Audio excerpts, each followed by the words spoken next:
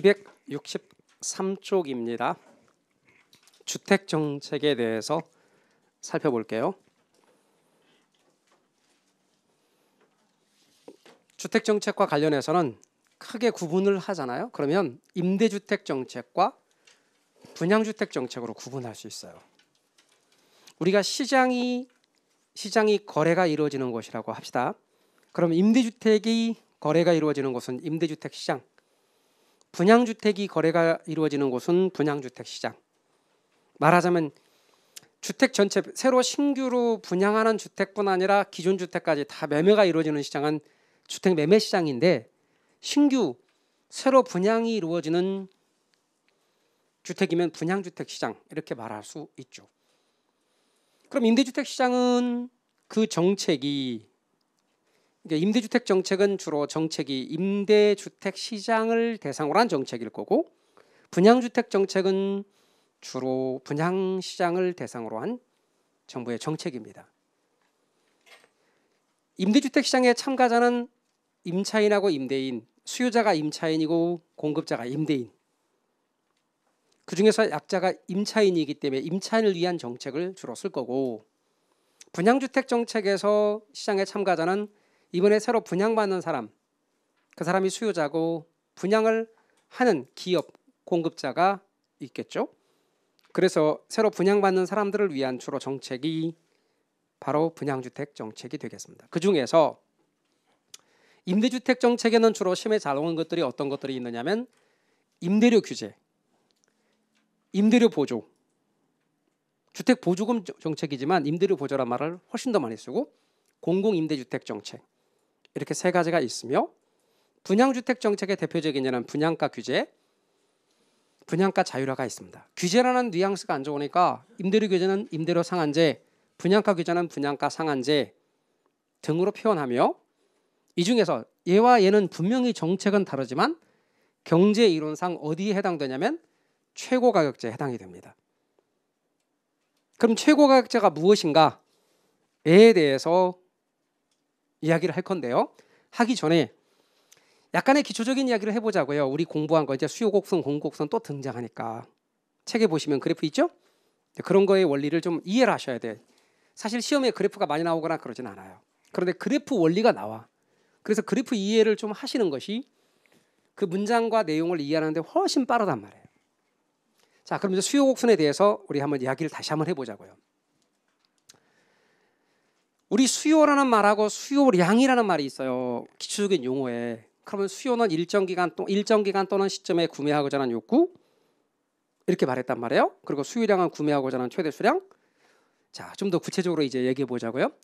수요가 일정 기간 동안에 구매하고자 하는 욕구다. 그 말은 일정 기간 또는 시점에 구매하고자 하는 욕구란 말은 구매하고자 하는 계획을 말하는 거예요. 계획. 그럼 소비자 갑돌이가 일정 기간 구매하고자 하는 계획, 구매하고자 하는 의도, 이것을 뭐라고 한다? 수요라 그래. 그러면 그 가격이 나는 1,000원일 때 20개 살 거다. 갑돌이가 800원이면 25개 살 거고 25, 600원이면 40개 살 거고 400원이면 60개 살 거다. 이런 계획, 갑돌이의 이러한 계획이 수요야. 수요. 그리고 그 수요이고 그 중에 어느 하나 가격을 콕 찍어서 특정 가격입니다. 그 특정 가격에 대해 구매하고자 하는 최대 수량이 40개다 할 때 40개는 수요량이고, 수요는 각각의 가격에서 구매하고자 하는 계획, 구매하고자 하는 의도, 그걸 가리키는 게 수요고, 수요량은 그 중에 어느 한 가격에 대하여 구매하고자 하는 최대 수량이고, 그러니까 40개는 뭐다? 수요량이 되는, 구체적인 수요량이 되는 거예요. 그리고 그 수요를 표로 이렇게 만들어 놓은 걸 수요표라 그래. 그러면 수요를 그림으로 그린 건 수요곡선이야. 그리고 가격과 그 중에서 가격, 이런 가격들과 이런 수요량들, 그 해당 가격과 수요량의 관계를 그림으로 그린 게 수요곡선이라고 볼 수 있다면, 거기에서 법칙성을 유도해낸 게 수요법칙이고, 그렇다면 우린 좌표축을 다시 보잔 말이에요. 잘 아시다시피 X축에 수량을 쓰고 Y축에 가격을 써요. 그래서 가격, 수량, 우리가 보는 경제론에서 가격은 여기다가, 수량을 여기다 쓰고, 그림 그리면 수요곡선 이렇게 그려지는데, 왜 이렇게 그려졌냐면 가격과 수요량의 대응관계를 보잔 말이에요. 1,000원일 때 20이니까 대응점 이렇게. 800원일 때는 25니까 대응점 이렇게. 600원일 때는 대응점 40. 400원일 때는 대응점 60. 그런 대응점들을 쭉 연결한 선이 수요 곡선이에요. 그러니까 보세요. 각각의 가격들에 대응하는 양이 있잖아요. 이게 수요라고. 그중에서 수요량은 600원이면 최대 40개 사겠다. 이게 수요량이고. 전체적인 게 뭐다? 구매하고자 하는 각각의 가격에 대해 구매하고자 하는 계획, 구매하고자 하는 의도. 그렇게 의도된 양은 다 수요라고 해요. 그런데 해당 가격이 600원에서 800원으로 1000원으로 바뀌면 그에 따라서 수요량이 바뀌는 거예요. 그러니까 수요량의 변화는 해당 가격이 변함에 따라서 곡선상에서 이동하는 거라고. 그러면 이제 1000원에서 800원으로 그러면 20에서 25로 800에서 600으로 가면 25에서 40으로 600에서 40으로 가면 40에서 65로 이렇게 이동할 거라고. 곡선상에서. 이건 우리 수요량의 변화라고요. 그리고 수요 곡선 그릴 때 이렇게 그린다고. 그러니까 뭐라고 말하냐면 우하향하는 곡선이다. 이렇게 말한다고. 그러면 여기다가 우하향하는 수요 곡선이라고 만약에 우하향하는 수요 곡선 이렇게 시험에 나왔다고 합시다. 우하향하는 수요 곡선이라는 말의 뜻은 무슨 뜻이냐?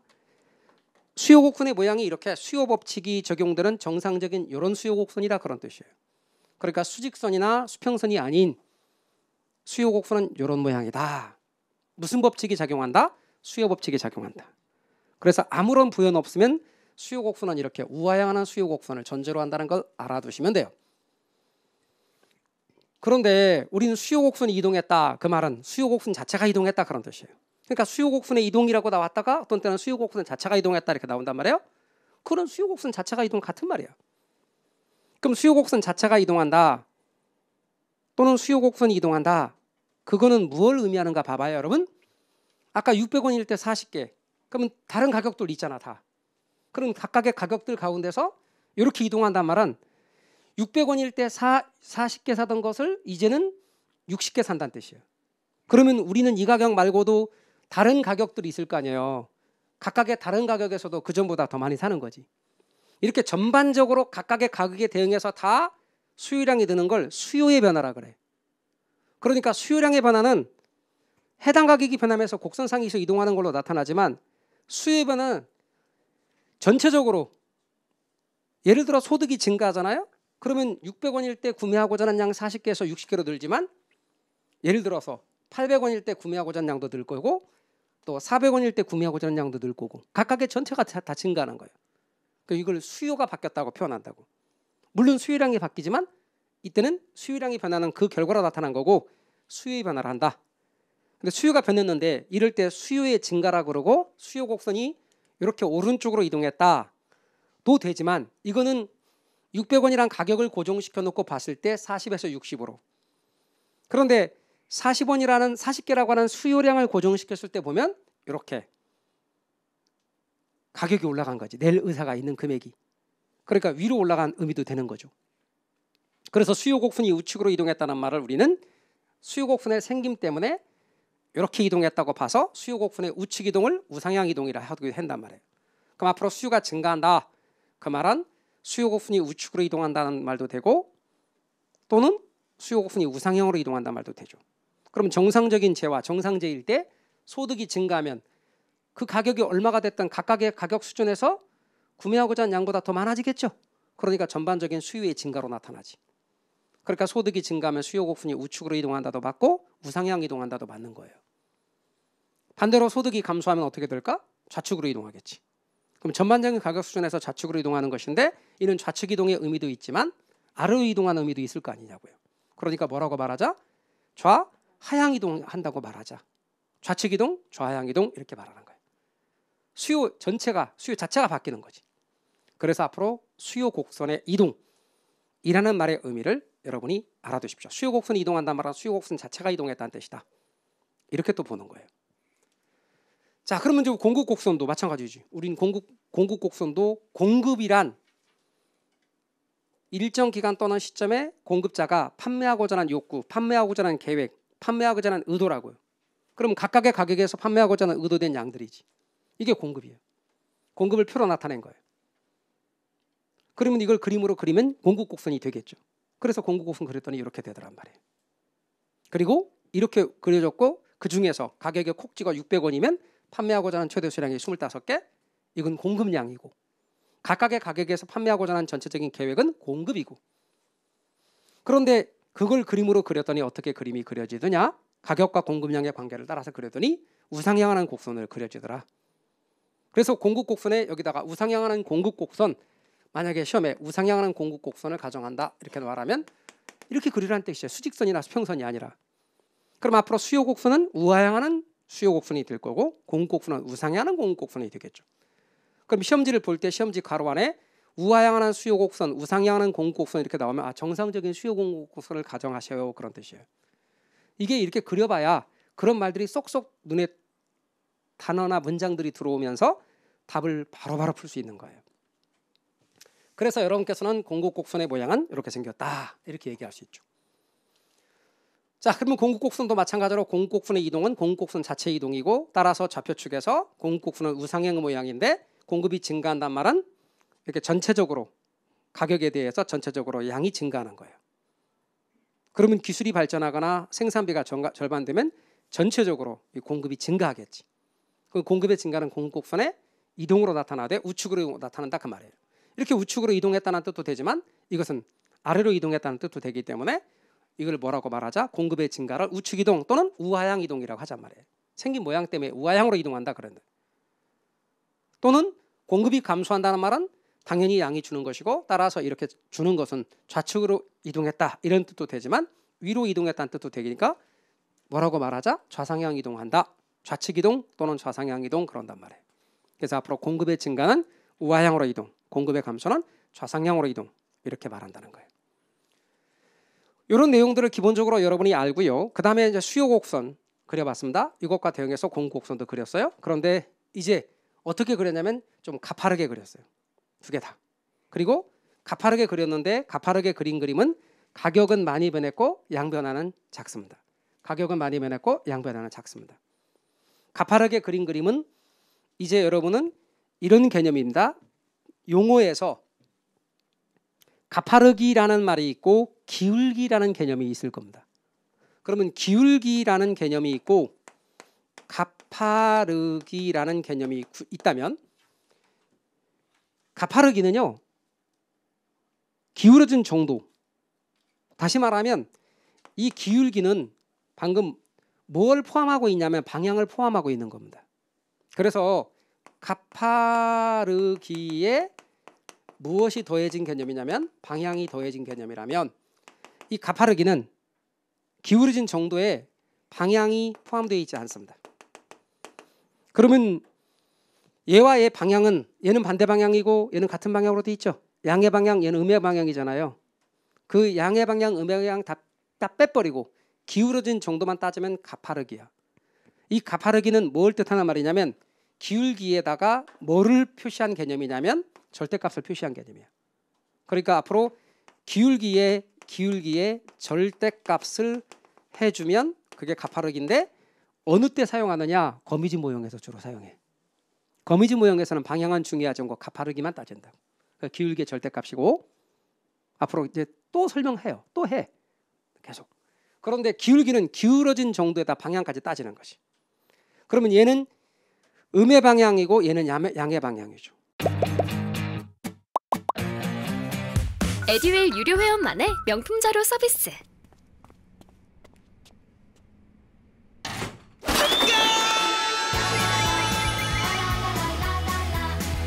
고퀄리티 명품 자료의 혜택. 오직 에듀윌 유료 회원에게만. 에듀윌.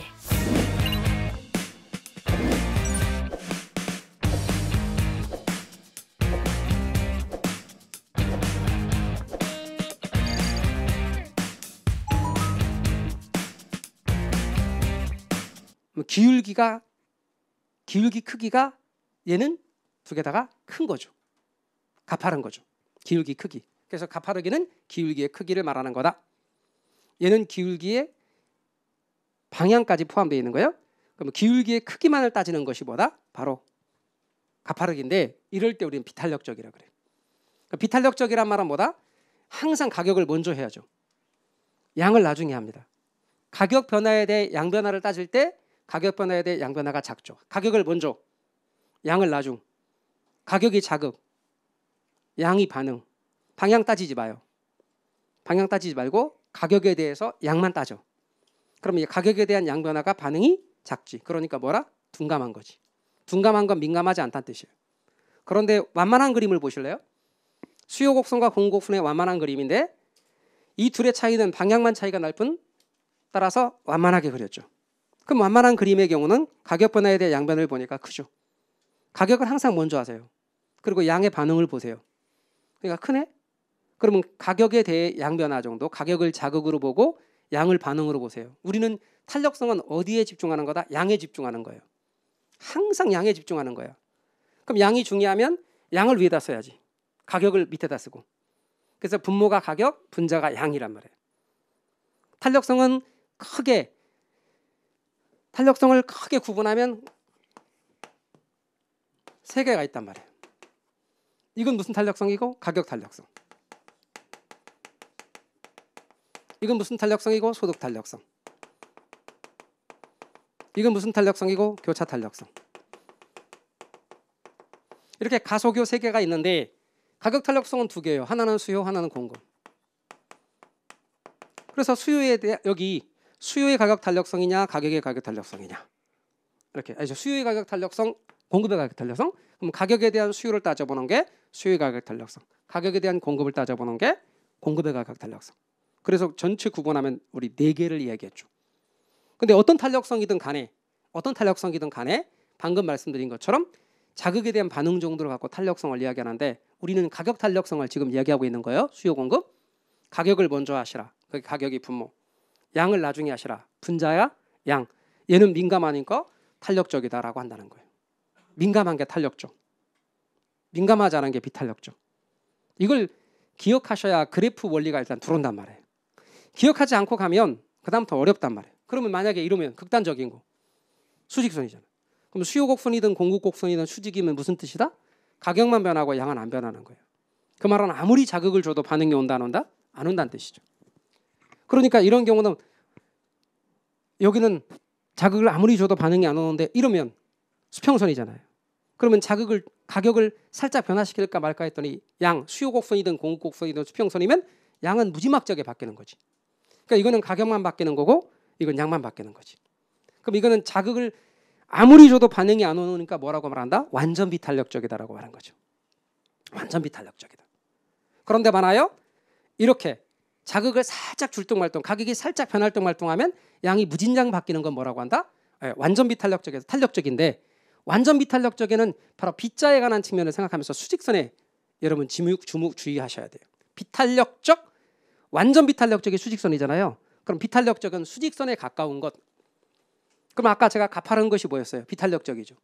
그래서 수요 곡선의 경우는 수직선, 공곡선의 경우는 수직선인 경우가 있을 수 있는데 그거는 뭐다? 완전 비탄력적인 거다. 그러면 앞으로 비탄력적이란 말이 나오면 수직선에 가깝다.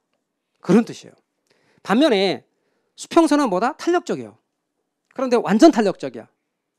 그럼 완전 탄력적인 뭐다? 바로 어떤 걸 유념하자? 탄력성, 수평선을 염두에 두란 말이에요. 그래서 탄력성의 경우로 쭉 염두에 두면 수평선에 가까우면 완전 탄력적. 그러면 수평선에 가까울수록 탄력적이죠. 앞으로 그림은 무조건 수직선에 가까울수록 비탄력적, 수평선에 가까울수록 탄력적. 그걸 염두에 두시란 말이죠. 그러면 완전 비탄력적, 자 비탄력적 수직선에 가까울수록 자극을 아무리 줘도 반응이 안 오는 거야. 수평선에 가까울수록 탄력적일수록 자극에 대해 반응이 큰 거예요. 가격에 대해 양 변화가 없는 거고 가격에 대해 양 변화가 큰 거다. 이런 기본적인 것들을 다시 한번 점검을 한 거예요. 그 상태에서 우리는 이제 이론으로 들어가는 거예요. 최고가격제. 자, 그러면 이제 우리가 앞에서 알면서 들었던 것하고 다시 한번 또 반복을 하면 기억이 훨씬 더 나죠? 그리고 정리도 좀씩 되는 겁니다. 그러면 심화 때 또 정리하면 훨씬 더 낫죠? 문제 풀면 더 정확하게 내용들을 잡아낼 수 있게 됩니다. 가시죠. 우리 최고가격제 갈 거예요. 여러분 최고가격제가 있지만 최저가격제도 있거든요. 일단 최저가격제는 시험에 안 나와. 그러니까 우리는 그거 할 거 없어요. 그러면 최고가격제만 하면 돼. 그럼 우리가 잘 아시다시피 좌표축은 여기가 수량, 여기가 가격이에요. 그러면 이런 기본적인 좌표축에서 수요 곡선, 공급 곡선 그리는 거예요. 수요 곡선은 우하형의 모양으로, 공급 곡선은 우상형의 모양으로 그리는 거예요. 단순화시켜서 제가 직선으로 그렸을 뿐입니다. 그럼 수요 곡선, 공급 곡선 교차점에서 가격과 수량이 정해지죠. 그런데 이게 라면의 수요 공급 곡선이라고 해봐요. 그리고 이때 라면 하나의 가격이 3,000원이라고 가정해봐요. 그러면 소비자들의 생활이 얼마나 어렵겠어요. 그래서 정부가 이걸 보고 이러면 안 된다. 개입을 하는 거지. 라면 한 개 가격은 3,000원이 너무 비싸니까 가격을 규제할 때 3,000원 이하로 규제하겠어요? 이상으로 규제하겠어요? 그렇죠. 이하로 규제해서 이하로 규제를 해서 1,000원까지 받아라. 여기 1,000원이라 합시다. 그리고 1,000원까지 받아라. 받을 수 있는 최고 가격이 얼마야? 1,000원이야. 1,000원 이하로 받는 건 돼야 안 돼? 돼요. 근데 1,000원 이상 받는 건 법으로 금지시키는 거예요. 그럼 받을 수 있는 최고 가격을 법으로 설정해 주는 거예요. 최저 가격을 설정해 주는 거예요. 그렇죠. 최고 가격을 설정해 주는 거야. 이게 받을 수 있는 최고 가격이에요. 강제로 떨어뜨린 거예요. 법으로. 그랬더니 이렇게 최고 가격을 설정해 줬어요. 그래서 최고 가격제요. 우리가 배우는 최고 가격제는 뭐하고 뭐가 있다고요? 임대료 규제와 분양가 규제가 있어요. 이 원리가 똑같은 거다 그 말이에요. 시장균형 가격 아래쪽에다가 설정을 해서 받을 수 있는 가격을 설정해 주는 것이죠. 근데 규제라는 뉘앙스가 안 좋으니까 한도제 또는 상한제 등으로 살짝 바꿔서 쓸 뿐이에요. 그러면 가격을 강제로 떨어뜨렸네. 그랬더니 어떤 일이 발생하는가 봐요? 공급은 줄겠지.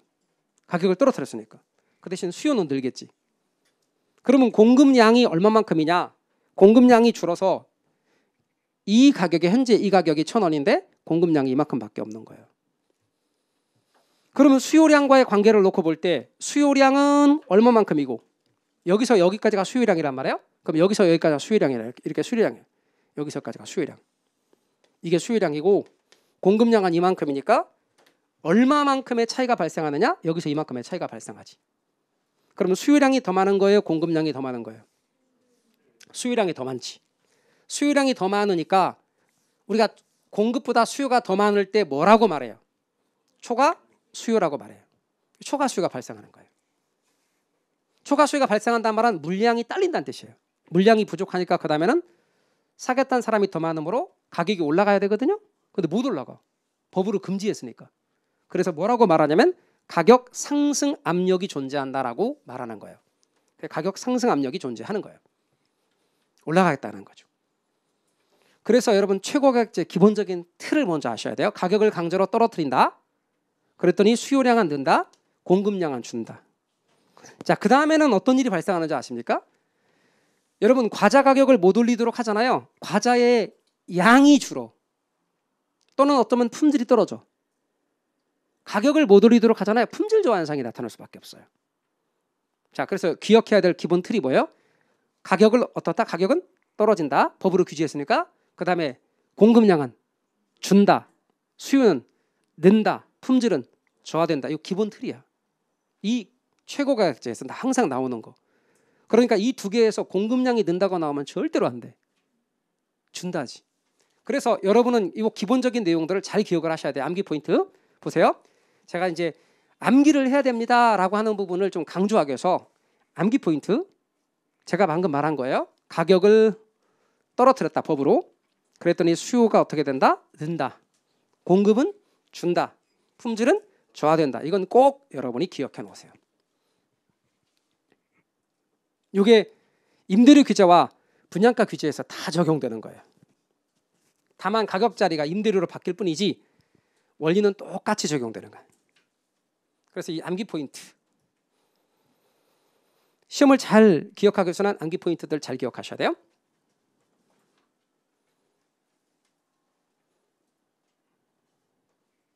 그 다음에 여기서 보세요. 위쪽에다 부과했을 때 봐보세요. 이거 기억하고 위쪽에 부과했을 때 만약에 이 상황을 한번 더 짚어보세요. 자, P2 파란색 저 P2 저기가 지금 라면 한 개에 3,000원이 비싸다 그랬잖아요. 정부가 보고 하는 말이 야 3,000원 비싸니까 5,000원 아래로 받아 이렇게 규제했다고 해봐요. 5,000원 아래로 받아? 그러면 사람들이 이거 정부 미친 거 아니야? 그럴 거 아닙니까?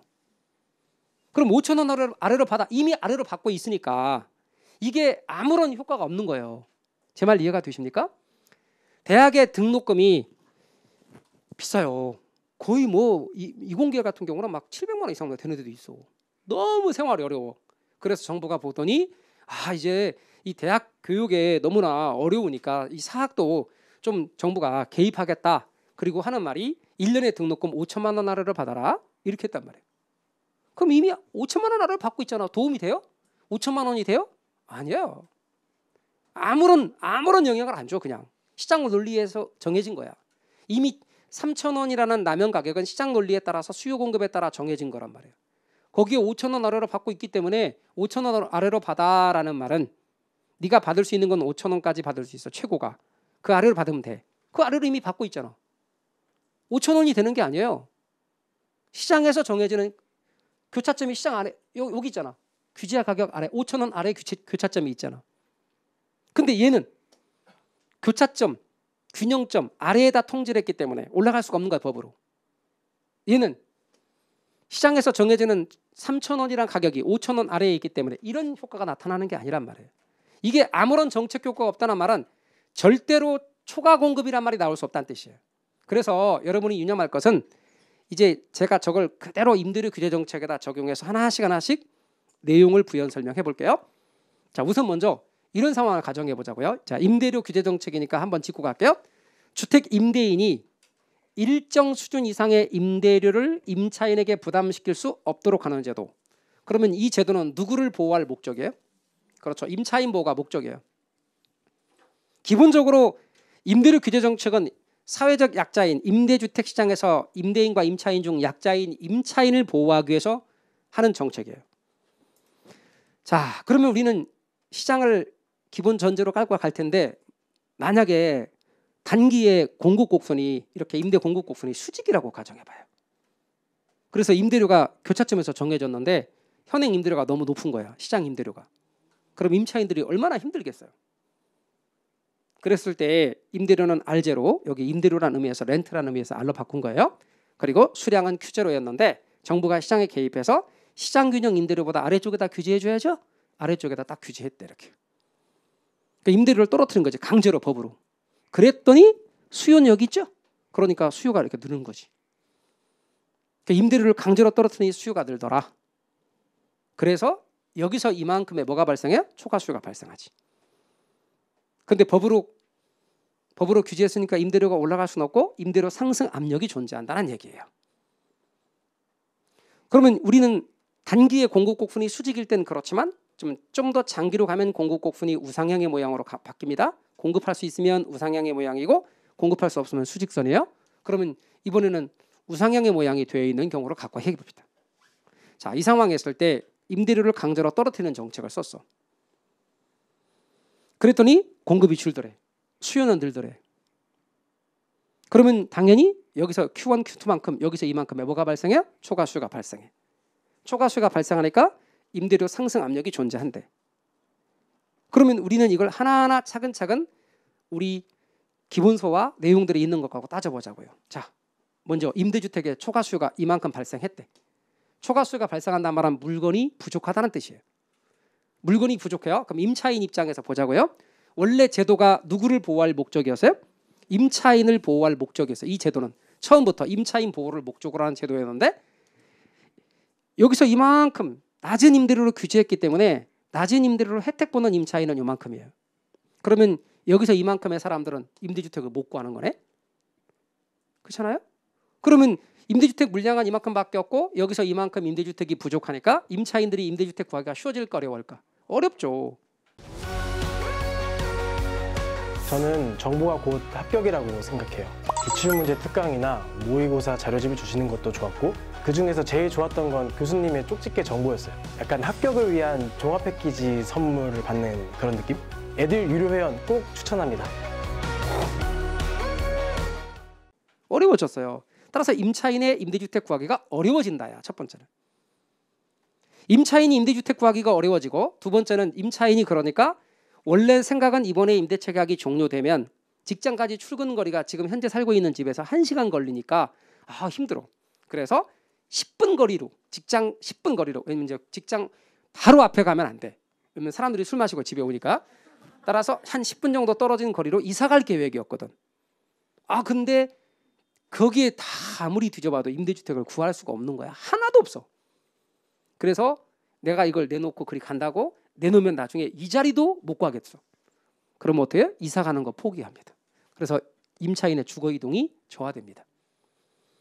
그걸 포기하면 어떻게 돼요? 나는 출근할 때 차를 끌고 나오거나 전철을 이용해야 되는데 차 끌고 나오면 도로 많이 막힐 거고 전철을 이용하더라도 혼잡 비용도 증가할 거고 또 길에서 낭비하는 시간이 1시간씩 되고 이것이 결과적으로 사회적 비용의 증가로 나오는 거예요. 사회적 비용이 왜 증가한다는 말인지 알아두세요. 자, 그다음 임대인 입장에서 보자고요. 임대인 입장에서 볼 때 원래 임대인의 임대료 수입 봐봐요, 여러분. 임대료가 R0 했었잖아요. 수량이 Q0 했었잖아요. 그럼 임대인의 임대료 수입은 어떻게 될까라는 걸 한번 보자는 말이에요. 원래 임대인의 임대료 수입이 이만큼이었어요. 저만큼 임대인의 임대료 수입이었는데 임대료를 규제하자 임대료 수입이 줄어버렸어요. 노란색으로. 그렇지 않습니까? 그럼 임대인은 재미가 있어 없어? 없겠지. 재미가 없으니까 임대주택에 투자를 안 하려고 그래요. 임대주택에 투자를 안 할 뿐 아니라 기존의 임대주택도 어쩔 수 없이 공급하는 것도 있겠지만 할 수 있으면 용도를 바꿔서 딴 용도로 공급할 수 있으면 하고 싶어해. 그게 뭔가 찾을 거라고. 야, 임대주택 공급 안 하고 난 딴 용도로 이거 공급하고 싶어. 차라리. 또는 마지못해 공급하더라도 임대주택 품질이 저하된다고. 빵 가격을 못 올리게 하면 빵 크기가 줄어들듯이 임대주택 임대료 못 올리게 하면 임대주택 서비스의 질은 저하될 수밖에 없단 말이에요. 임차인이 수도꼭지 상태가 좀 이상해요. 바꿔주세요. 네가 알아서 하세요. 싫으면 나가시던가요. 이런다니까요. 그 임대주택 서비스의 질은 떨어지게 되는 거예요. 그럼 정부는 어떻게 될까? 임대인의 수입이 줄었으니까 세 수입도 줄겠지. 그럼 시장에서는 어떤 일이 발생할까 한번 볼까요? 시장입니다. 이제 시장의 상황에서 이 시장 상황을 보면 현재 임대료 수준이 얼마냐면 법으로 금지한 임대료가 R1이었거든요. 물량이 Q1밖에 없어요. 그런데 사람들은 여기까지 사고 싶어 하고 당연히 돈을 더 내고라도 사겠다는 사람이 생기는 거야. 그래서 나는 이 물량에서 최고 여기까지라도 돈 낼 마음이 있는 사람도 생기는 거야. 임대주택 구하려고. 그러다 보니까 어떤 일이 발생하는가? 암시장이 형성되고 불법 거래가 나타날 수 있어요. 그래가지고 임대료를 이렇게 하는 거예요. 구하려고 계약서상에는 R1으로 해. 이렇게 R1으로. 그래놓고 실제는 R2를 내는 거야. 그러다 보니 이중 가격이 형성될 수 있는 거예요. 이렇게. 그러면 결국은 뭐예요? 여기 있는 사람들이야 혜택을 보겠지만 여기 임대주택을 못 구하는 사람들은 저렇게 높은 임대료를 내고 임대주택을 구해야 한다면 결국 임차인을 보호하기는커녕 오히려 임차인을 해치는 결과를 가져올 수도 있죠. 그럼 이제 이 설명을 여기까지 들으신 분들은 뭐라고 말하냐면 그럼 이런 정책 뭐하러 해요? 임차인을 보호하려고 했던 정책인데 임차인을 해치면 만약에 여기 이 부작용이 적고 혜택 보는 사람이 많으면 정책의 효과가 있는 거죠. 그러면 우리 그걸 한번 생각해 보자는 거예요. 자, 임대료 규제의 단기와 장기 효과예요. 이렇게요. 수요 곡선과 공급 곡선이 좀 가파르게 그린 거야. 그러면 단기는 대체자가 많지 않으니까 수요 곡선도 비탄력적이고 공급도 단기는 늘리기가 어려우니까 비탄력적, 가파르게 그린 거예요. 제가 아까 수직선에 가까울수록 비탄력적이랬죠? 완전 비탄력에 가까운 거니까 비탄력적이랬잖아요. 그럼 단기야 이게. 단기. 그럼 단기 상태에서 수요 곡선, 공급 곡선 교차점에 임대료가 정해졌는데 임대료를 강제로 떨어뜨리는 정책을 썼다. 그럴 때 초과 수요가 이만큼 나타나요. 그리고 혜택 보는 사람들은 여기서 이만큼 혜택을 보는 거예요. 그러니까 혜택 보는 사람이 되게 많고 부작용이 작잖아. 근데 장기로 가잖아요. 대체재가 많이 만들어지면서 수요 곡선이 탄력적이 되고 공급도 쉬워지니까 탄력적이 된다고. 장기로 가면. 이건 단기지만 파란색은 장기가 되는 거예요. 장기는 똑같은 가격 규제를 했는데 초과 수요 크기가 커. 그 말은 뭐다? 임대주택을 못 구한 사람이 되게 많다는 뜻이야. 그러니까 결국은 장기에는 이 정책의 효과가 적지. 단기는 임대료 규제를 했더니 임대주택을 구하지 못하는 사람들은 적고 즉 초과 수요는 적고 혜택 보는 사람이 많다. 그 말은 정책 효과가 크다. 장기는 임대료 규제를 했더니 초과 수요가 커져서 혜택을 보지 못하는 사람이 그만큼 크므로 부작용이 크게 된다. 따라서 임대료 규제 정책은 단기는 효과가 아주 큰 정책이란 말이에요. 장기는 효과가 당연히 적어지는 거죠. 그래서 임대료 규제의 의미를 여러분이 잘 알아두셔야 돼요. 자, 그럼 시험에 잘 나오는 출제 포인트를 짚어볼게요. 출제 포인트입니다. 시장균형 임대료보다 낮은 임대료로 설정할 때는 효과가 있어요. 그리고 초과 수요가 발생해. 단기는 제가 비탄력적이라 그랬고 초과 수요 크기가 작아서 정책의 부작용이 작으므로 정책 효과는 크다 이렇게 말할 수 있어요. 장기는 수요나 공급이 탄력적이 되기 때문에 초과 수요가 커져서 부작용이 크니까 정책 효과가 그만큼 크다 이렇게 돼 있어요. 만약에 시장균형 임대료보다 높은 임대료로 설정하는 경우를 보잔 말이에요. 높은 임대료로 설정하면 제가 정책 효과가 있다 그랬어, 없다 그랬어? 없다 그랬어. 즉 다시 말하면 초과 공급이란 말이 절대 나오면 안 돼. 여러분이 기억해야 할 두 번째 포인트, 초과 공급은 나올 수 없다. 절대로 초과 공급은 나올 수 없다. 초과 공급은 나올 수 없다. 한 번만 자 따라서 해보실래요? 임대료 규제에서 초과 공급은 나올 수 없다. 이제는 초과 공급은 나올 수 없다. 네, 다시 한번요. 초과 공급은 나올 수 없다. 어디에서요? 임대료 규제에서. 그런데 제가 초과 공급은 나올 수 없다 그랬더니 어떤 분은 앞에 임대료 규제에서 그걸 빼먹고 절대 초과 공급은 나올 수 없다며요. 그게 아니고 임대료 규제에서. 임대료 규제나 분양가 규제에서는요. 위쪽에다 부과하면 정책 효과가 없기 때문에 초과 공급은 절대로 나오면 안 돼. 공급 증가가 나와도 안 돼. 규제니까. 공급 감소, 그다음에 초과 공급은 나올 수 없다. 현재의 균형 가격을 그대로 유지한다. 아무런 정책 효과 없다. 이렇게 해야 돼요. 저는 여러분들한테 한번 보여드리려고 이렇게 문제를 넣어봤어요. 한번. 제가 계산 문제예요. 우리 안 배웠죠. 함수 얘기 안 했으니까. 그런데 이게 시험에 나온다니까? 그럼 뭐 복잡한 거냐? 아니요. 자, 여러분 이야기는 그냥 여러분하고 저하고 우리 인강으로 듣는 분도 마찬가지죠. 그냥 편하게 우리끼리 비밀이에요. 여러분 세법은 계산 문제가 몇 개 나와? 보통 하나 나온다고. 근데 주로 어떤 게 많이 나와? 양도소득세가 계산 문제 많이 나온다고. 주로. 근데 계산이 양도소득 계산이 좀 쉬운 편이야, 복잡한 편이야? 복잡한 편이라고. 그러면 여러분 공시하고 세법을 같이 보는데 더 흔히 나온 양도소득세를 계산하고 나면 5분 걸린다고. 그러면 공시나 세법에서 공시 같은 거 지적이나 이런 거 한 3개 맞출 거를 못 맞추고 이거 양도소득세 계산을 5분 풀었거든. 근데 틀렸다고. 그런 일이 발생하니까 효율성 면에서 못 보면 얘는 제일 나중에 풀거나 찍는 게 제일 좋지. 그러니까 너무나 신경 쓰지 않아도 돼. 근데 개로는 계산 문제가 몇 문제 나오는 줄 아십니까? 9에서 10문제 나와. 그러면 9에서 10문제 나오는데 그걸 찍으면 돼, 안 돼? 안 돼. 근데 계산을 하려니까 나는 뭐야? 수포자 내지는 개포자야. 그럼 수포자는 뭔데? 네, 수학 포기자. 개포자는 뭔데? 개포자, 계산 포기자. 그랬더니 어떤 분이 개론 포기자 그러던데. 개론 포기하면 올해 민법만 공부하는 수가 있어. 그런데 그 걱정하지 말란 말이에요. 그거를 우리가 체계적으로 연습 좀만 하면 금방 숙달이 될 수 있어요. 그래서 이런 거 다 알려드려요. 함수 하는 방법, 이해하는 거 그런 거 걱정할 거 없어요. 자, 근데 자, 그런 과정을 거치고도 나는 왜 있잖아요. 알레르기 같은 거 있어. 알레르기 같은 거. 저는 알레르기 같은 건 별로 없는데 이 음식을 먹을 때 이런 게 있어요. 뽀드득 하는 그런 음식들이 있어요. 먹으면 씹다 보면은. 그럼 아니 뭐든지 그래. 예를 들어서 뭐 가공 치즈 같은 거 있잖아요. 그런 거 이렇게 딱 씹으면 뽀드득하거든 이빨 사이에. 그러면 소름 돋아서 저는 좀 그게 별로거든요. 그러니까 자기가 되게 근데 좋아해. 되게 좋아해. 이런 분도 있잖아. 복숭아 먹으면 알레르기 있는 분. 그러면 약 먹고 먹어. 망고 먹으면 알레르기 있는 분. 약 먹고 먹는 분도 있다니까. 자기가 되게 좋아하는데 나한테 거부 반응이 있는 거. 근데 여러분은 어떤 분이 있냐면 계산은 나한테 알레르기가 있는 거야. 그래서 아무리 쉽게 알려줘도 나한테는 안 들어오는 사람도 있어. 자, 그래도 뭐는 있다? 찍는 법은 있다는 거지. 그래서 찍는 법이라도 알아야 된다는 거예요. 저는 그래서 찍는 법도 계속 얘기할 거예요. 계산 문제 찍는 법. 그러면 우리 뭐든지 그렇잖아. 예선이 있고 본선이 있잖아. 그러면 예선 탈락하면 간출해서 본선만 하는 거 아니야. 그런 의미에서 예선과 본선 하잖아. 자, 그럼 이 문제가 뭔가 봐봐.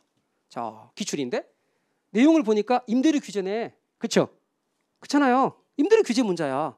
임대료 규제에서 제가 뭐라고 그랬어요? 절대로 나오면 안 되는 말이 뭐라고 그랬어? 그리고 초과 공급 나오면 안 된다 그랬지. 그럼 초과 공급이라고 돼 있는 3번, 4번, 5번은 예산 탈락이지. 예산에서 3개가 탈락됐어. 그러면 찍을 게 1번 아니면 2번이지. 그렇죠? 그래서 여러분 5개 중에 찍는 것과 2개 중에 찍는 게 다르잖아.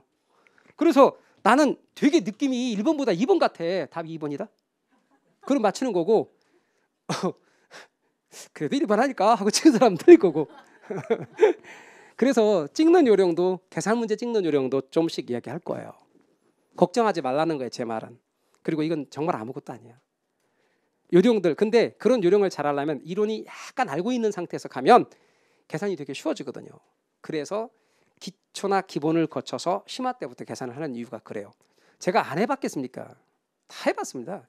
기초에서부터 기초 계산도 해봤고요. 기본 과정에서도 계산을 해봤고요. 그런데 기본 과정에서 계산을 하니까 아까 말했잖아. 잘하는 분 되게 잘하지만 계산 포기자 이런 분들도 있더란 말이죠. 근데 그런 분들도 걱정하지 마시라는 거예요. 같이 하시면 충분히 잘할 수 있다. 아셨죠? 걱정하지 마세요. 이제는 임대료를 보조하는 정책이에요. 주택에 대해 보조금을 주는 거예요, 여러분. 근데 주택에 보조금을 주는 건데 임대료 보조 정책은 자, 여러분. 아까 보조금 주는 정책은 만약에 정부가 개입한다면 이건 직접적인 개입일까요? 간접적 개입일까요? 간접적 개입이에요. 보조금이니까. 그런데 아까 임대료 규제 같으면 직접적 개입이겠어? 간접적 개입이겠어? 그건 직접적 개입이야. 시장에 직접 통제해서 개입하는 거니까. 그럼 임대료 규제는 직접적 개입인 셈이고 임대료 보조는 간접적 개입인 셈이다. 이렇게 알아두시면 되겠고요. 자, 임대료 보조 정책에 대해서 봅시다. 저소득층의 주택 문제를 해결하기 위해서 일정 수준 이하의 저소득층에게 정부가 직접 무상으로 임대료 일부를 보조해 주는 건데요. 간혹가다 질문해. 이게 간접적 개입이라는 하면 놓고 왜 직접이라는 단어가 나오는가요? 그런데 이건 뭐냐면 그 해당자 갑돌이한테 직접 준다는 거예요. 그런 뜻에서 직접이지 직접적 개입이라는 뜻이 아니야. 그리고 임차인의 임대료 부담을 줄여주고 실질 소득 향상에 기여할 수 있어요. 그런데요, 여러분, 이걸 구분하면 둘로 구분할 수 있어요. 우선 크게 구분하면 여러분 보조금을 임차인에게 주는 것하고 임대인에게 주는 것하고 어느 것이 사회적 약자인 임차인을 보호하는 정책일까요? 당연히 임차인에게 주는 거겠지.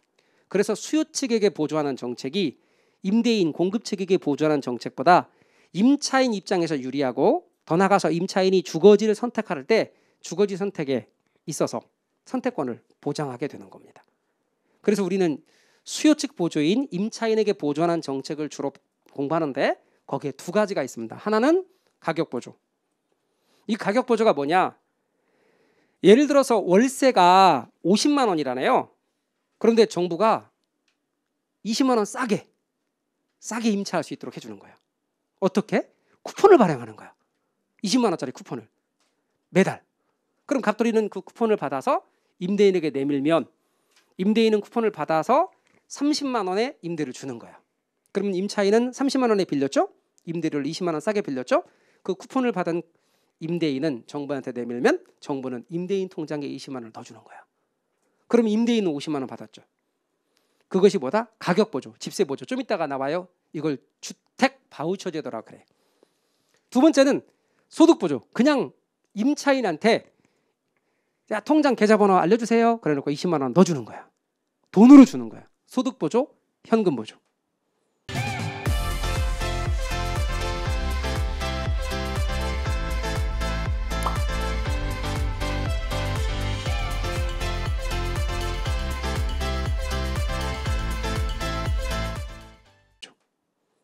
그럼 여러분은 둘 중에 하나를 선택한다면 가격 보조 선택할래요? 소득 보조 선택할래요? 당연히 소득 보조를 선택한단 말이에요. 왜? 이게 내가 마음대로 쓸 수 있는 선택권이 있거든. 근데 그렇게 하면 안 돼. 정부 입장에서. 사회적 약자인 임차인이 임대주택에 거주하기를 바라는 목적이라면 이렇게 하면 안 돼. 왜요? 돈 준 돈 그거 가지고 임대주택 구해가지고 살기를 바랬는데 세상에 그렇지 않고 그거 갖고 쌀먹거리 먹고 있는 거 있지. 쌀먹거리 먹고 있으면서 와 너무 행복해하는 거야. 따라서 그 사람의 효용을 증가시킬지 몰라도 임대주택의 소비는 증가시키는 효과는 적죠. 그러니까 이런 정책을 주로 쓰지. 그래서 비교해보면 이렇습니다. 자, 임대료 보조는 원래 50만 원이던 걸 30만 원으로 낮춰서 상대 가격을 낮춰줌으로써 저소득 임차 가구의 주택 소비를 증가시키는 데 목적이 있어요. 이런 걸 뭐라고 한다 그랬죠? 주택 바우처 제도. 한 번 더요. 주택 바우처 제도. 쿠폰을 발행하는 제도예요. 선진국의 많은 나라들이 이걸 하고 있으나 우리나라의 경우는 예산 문제로 전국적으로 이건 하지 못하고 있고 서울시 자체 예산으로 서울시에서만 일부 이걸 하고 있는 실정입니다. 소득 보조는 돈으로 주는 제도입니다. 그래서 20만 원만큼 돈으로 줬으니까 임차인 갑돌이의 실질 소득이 20만 원만큼 증가한 것과 같기 때문에 당연히 주택 임차 가구의 주택 부담 능력이 높아지는 겁니다. 주택을 임차할 수 있는 능력이 높아지죠. 그걸 갖고 쓸 거냐 안 쓸 거냐는 임차인 마음이고, 정책적 효과를 보면 싸게 임차할 수 있었으니까 어떻게 된가 봐봐요. 소비가 된다고. 싸졌으니까 50만 원에서 30만 원 싸졌으니까 소비가 늘고, 소비가 늘 뿐 아니라 만족도 늘겠죠. 우리는 언제나 소비를 통해서 만족을 얻거든요. 효용이 증가하겠지. 소비가 늘면 항상 효용이 증가한다고 생각하면 돼. 그런데 소비가 는다는 말은 수요가 는다는 뜻이거든요. 그럼 임대료가 올라가요. 임대료가 올라가게 됩니다.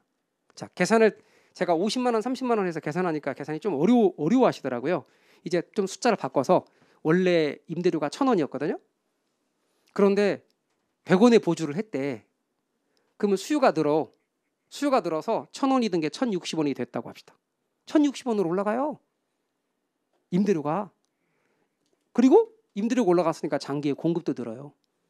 그런데 이것만이 아니에요. 돈으로 줘도 마찬가지예요. 돈으로 줬더니 그 사람이 주택을 임차한다면 소비가 늘고 효용이 늘고 임대료가 올라가고 공급이 늘더라. 둘 다 공통점. 다 는다. 그래서 여러분 임대료 보조 정책의 특징은 다 들어 되게. 다 증가야. 감소가 아니고.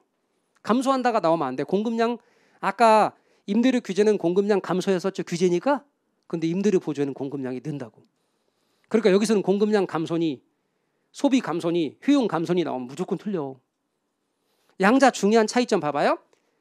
이거는 꼭 찍어서 쿠폰은 오로지 주택을 임차할 때밖에 못 써. 그러니까 어떻게 돼요? 주택 소비 증대가 효과적이지. 그런데 얘는 효용 증대가 효과적이에요. 아까 그랬잖아요. 나는 주택을 임차하는 것보다 비록 비닐하우스에 살지언정 쌀막걸리 먹을 때가 좋아. 그러면 효용은 더 증가하는 거지. 말뜻 이해가 되셨죠? 자, 그러면 지금 내용을 정리해 보니까 암기 포인트 다 증가하더라. 대부분 다 증가하더라.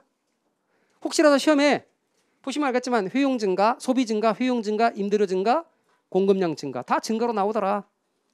그러니까 시험에 소비 감소가 나오거나 효용 감소나 공급량 감소가 나오면 절대 안 돼. 그건 틀린 거야.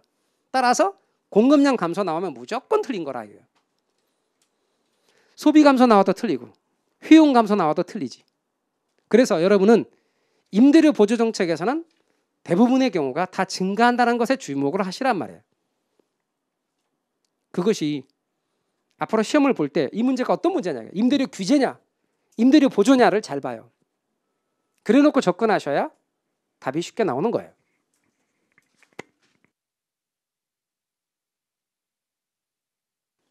이제 우리 책에 있는 문제 한번 볼까요?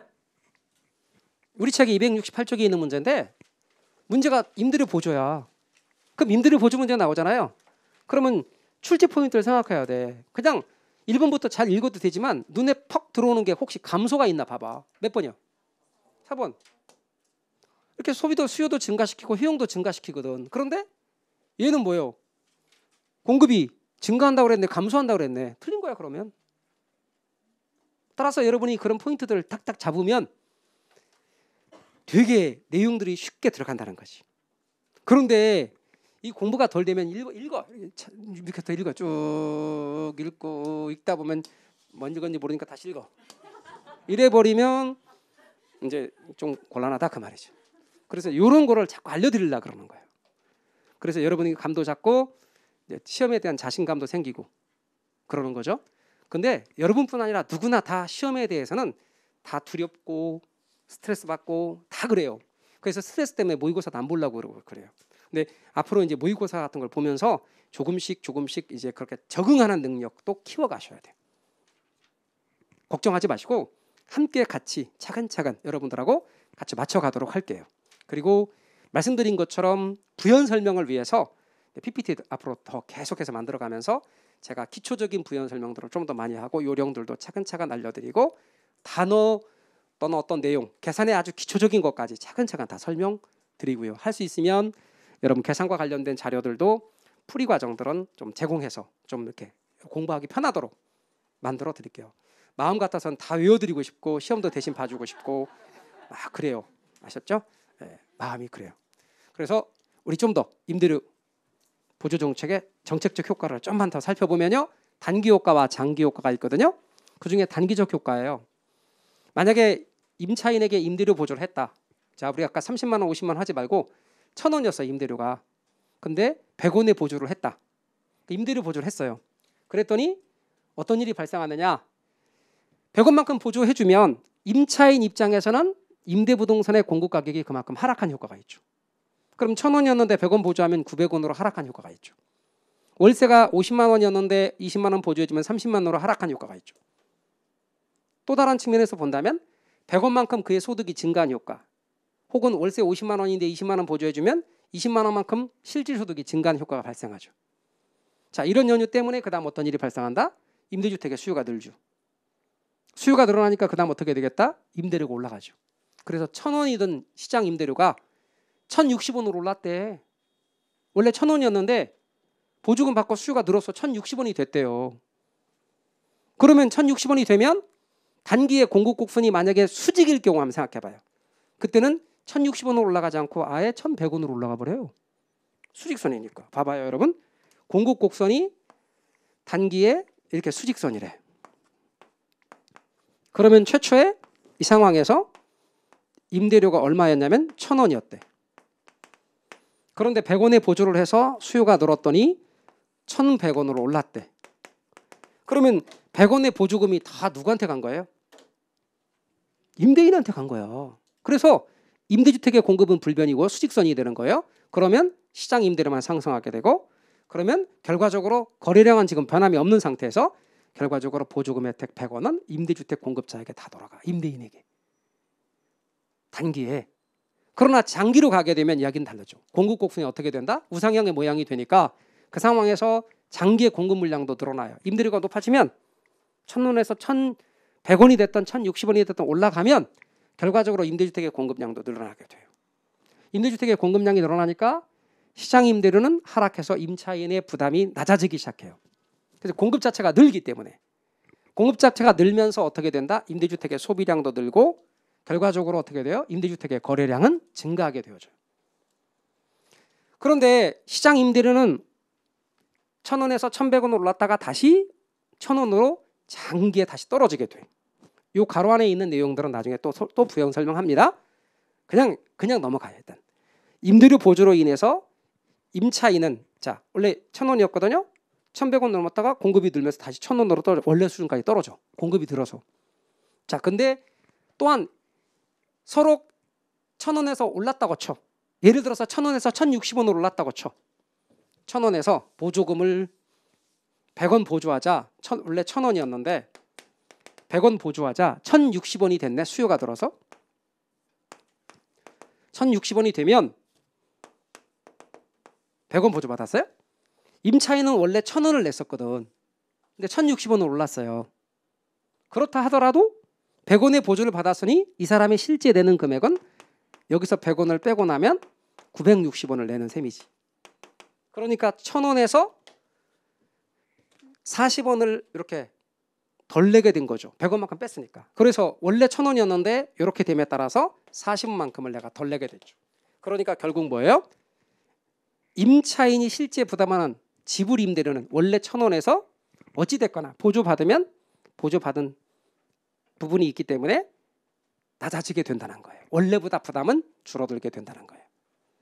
그래서 단기는 임대료를 보조하는 효과가 적을지 몰라도 계속해서 보조하다 보면 그 보조금 혜택을 임차인이 누리게 된다. 그런데 이런 정책에 대해서 부정적인 학자들이 꽤 많아요. 왜 그러냐면 보조금을 갑돌이 한 사람에게만 주는 게 아니라 갑돌이한테 계속해서 죽을 때까지 줘야 될 뿐 아니라 만약에 갑돌이가 소득이 낮아서 그 사람의 자식도 자녀들도 소득이 낮은 수준이면 그 자녀들도 또 보조금을 줘야 된다는 거예요. 일회성이 끝나면 안 되고 지속적으로 줘야 되며 또한 그 보조금 나가는 돈에 비해서 얻어지는 혜택이 효과가 적은 편이다 이렇게 보는 거예요. 그래서 이 정책에 대해 부정적인 학자들도 있어요. 임대료 보조에서 특징은 보조니까 대부분 다 증가한다는 데 초점 맞추셔야 돼요. 임대료 규제는 공급량 감소지만 임대료 보조는 공급량 증가다. 그래서 나오는 게 이제 공공임대주택 정책 같은 게 있어요. 그럼 이제 공공임대주택 정책은 뭔가 이 이야기는 우리 좀 쉬었다가 계속해서 이야기해 보도록 하겠습니다. 쉬었다 하시죠.